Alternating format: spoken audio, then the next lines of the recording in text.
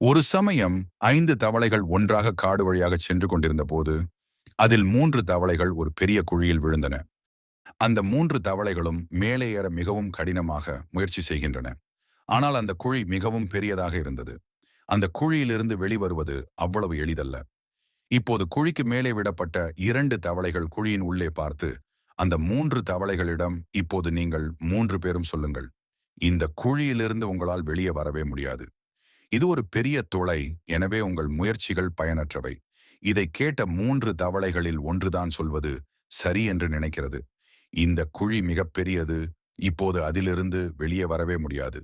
அதனால் அந்த தவளை சிறிது முயற்சி செய்துவிட்டு அதே குழியில் ஒரு இடத்தில் வசதியாக அமர்ந்து கொள்கிறது. இப்போது மீதமுள்ள 2 தவளைகள் இன்னும் மேலே ஏற முயன்றன. இப்போது இருவரையும் பார்த்ததும் மேலே உள்ள தவளைகள் மீண்டும் அவர்களிடம் இப்படி சொல்கின்றன: நீங்கள் முயற்சிப்பது பயனற்றது.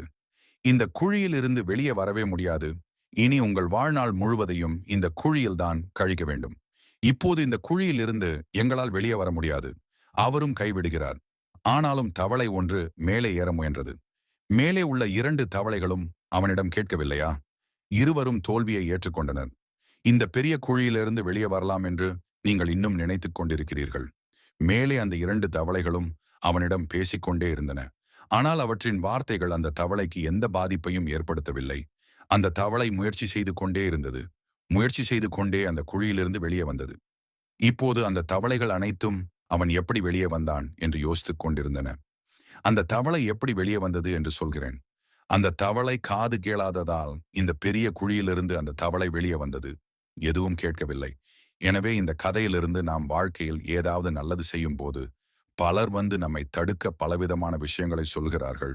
ஆனால் உங்கள் வேலையில் நீங்கள் வெற்றி பெற விரும்பினால் நீங்கள் காது கேளாதவர்களாக மாறுங்கள்.